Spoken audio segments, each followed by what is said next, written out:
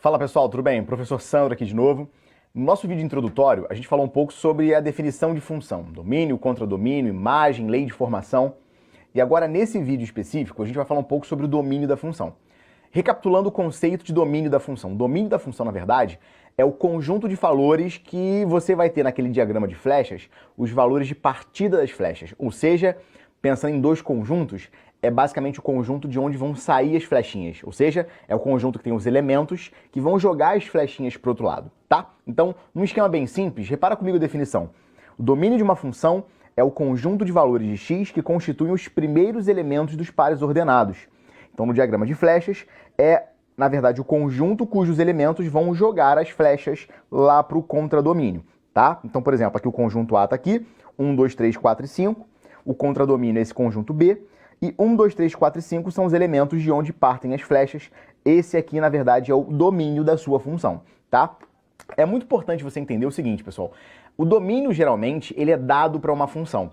Eu dou para você a lei de formação, o domínio e o contradomínio. Só que em alguns casos específicos, a gente vai fornecer apenas a lei de formação da função, a expressão que modela o seu fenômeno físico, e a partir dessa expressão, você fica encarregado de dizer quais são os valores de x que tornam aquela expressão uma expressão coerente nos números reais. Ou seja, tirar daquela expressão matemática quais seriam os possíveis valores de x que causariam um problema em coerência matemática. Então vamos acompanhar esse exemplo aqui para você entender perfeitamente. O exemplo é o seguinte: imagina que eu queira determinar o domínio dessa função real, f de x igual a raiz quadrada de 4 menos x quadrado dividido por x. Repara você que a raiz quadrada ela tem uma restrição. Eu não posso tirar a raiz quadrada de números negativos dentro do conjunto dos números reais. Eu também não posso fazer divisões por zero dentro dos números reais. Então nós temos restrições para essa função. Quais são as restrições que nós temos para essa função? Nós temos duas. O 4 menos x ao quadrado tem que ser maior ou igual a zero. Essa é a nossa primeira restrição. E a segunda restrição é que o x tem que ser diferente de zero. Quando você constrói esse conjunto de restrições, você está no sentido de determinar o domínio daquela expressão matemática, tá? Então, determinar o domínio de uma função é dizer quais são as condições de existência daquela expressão matemática. Se a gente continuar a conta, repara, eu vou ter que o x ao quadrado precisa ser menor ou igual a 4, tá? E o x tem que ser diferente de zero, beleza? Se você extrair a raiz quadrada de ambos os lados aqui, você vai ter exatamente que o módulo de x precisa ser menor ou igual a 2. Isso conduz você a dizer que o x precisa estar entre menos 2 e 2, com exceção claramente do zero, tá? Então o domínio dessa função vai ser o intervalo de x entre menos 2 e 2, exceto o zero.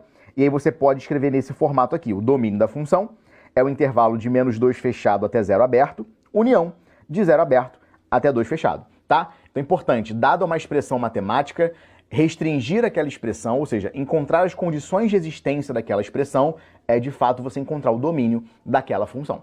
Beleza? Tá? Agora, você pode encontrar o domínio de uma função também de forma gráfica. Vamos ver isso com calma? Vamos lá. Então repara que todo par ordenado do plano cartesiano, ele é sempre da forma xy. O x é um valor que pertence ao domínio da função e o y é um valor que pertence ao contradomínio da função, especificamente da imagem. Então, se eu quero observar o domínio de uma função, basta eu olhar para o eixo x. E como eu faço isso? A gente vai fazer, na verdade, a sombra desse gráfico lá no eixo x. Como é que isso funciona? É simples. Vê só. Olha o gráfico que você tem. Você tem o gráfico dessa função, que é esse gráfico preto que está destacado, tá? E aí, eu tenho os limites dessa função, que são o ponto de início aqui, esse ponto de final dessa parte gráfica, esse outro início aqui e esse final dessa porção do gráfico. Então eu vou, na verdade, pegar o gráfico dessa função e vou fazer a sombra desse gráfico no eixo x. Repara que a sombra dessa linha preta no eixo x dá exatamente esse intervalo de menos 3,5 até 1 aberto. E por que 1 aberto? Justamente porque essa bolinha está aberta. Lembra que no gráfico de uma função, quando a bola está aberta, isso significa que aquele ponto não está no gráfico da função, ou seja, o valor de x associado àquele ponto não pertence ao domínio, tá? Então, bolas abertas, fora do domínio, bolas fechadas, incluídos no domínio, tá? A sombra da outra porção gráfica, como é que fica? Ela fica o seguinte, se você olhar para a sombrinha desse segmento de reta, ele começa aqui no 2 aberto e vai até o 6 fechado, tá? Então, com isso, você pode garantir que o domínio dessa função vai ser o intervalo de menos 3,5 aberto até 1 fechado, menos 3,5 fechado até 1 aberto, na verdade, união o intervalo de 2 aberto até 6 fechado.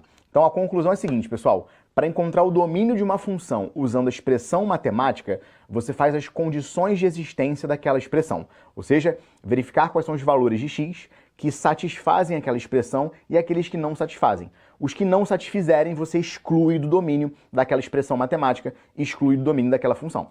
E como é que você vê o domínio de uma função através de forma gráfica? Você faz a sombra do gráfico sobre o eixo x. As porções do eixo x que tiverem essa sombra são, na verdade, o domínio daquela função.